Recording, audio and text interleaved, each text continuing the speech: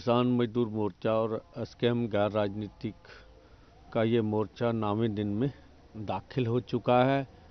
और हमने जो प्रधानमंत्री जी को अपील की थी, जो कोशिश की थी इस मोर्चे में शांति रहे और हमारे किसान मजदूर की जो सरकार है खून की प्यासी ना हो, हमें नहीं लगता हम उसमें सफल हैं। हम तो कहते हैं सरकार से, अगर हमें मार कर कुछ मिलना तो हमें मार लीजिए, लेकिन हमारे किसान और मजदूर के ऊपर जुल्म मत कीजिए।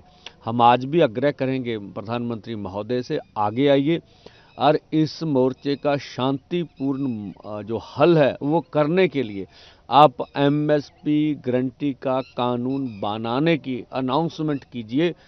तो इसके लिए इसके बाद इस मोर्चे को पीसफुली रखा जा सकता है, लोगों की जो भावना है उसको कंट्रोल किया जा सकता है।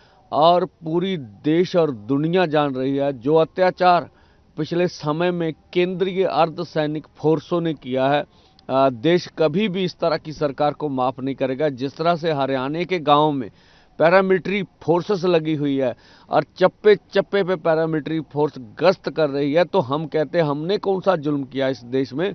देश हमारे से बनता, हमने भी प्रधानमंत्री महोदय इस देश के नागरिक होने के नाते आपकी पार्टी को वोटें दी होंगी, आपको प्रधानमंत्री बनाया होगा।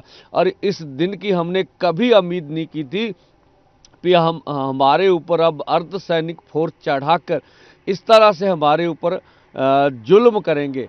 और हम कहते अगर आपको मांगे मानने में कोई समस्या आ रही है तो कृपया इस देश के संविधान की रक्षा कीजिए। आप संविधान के मुखिया हैं, हमें पीसफुली ढंग से दिल्ली जाने दीजिए और ये हमारा जन्मसिद्ध अधिकार है। अब देखना आने वाले समय में प्रधानमंत्री क्या सोचते हैं हमारे बारे में।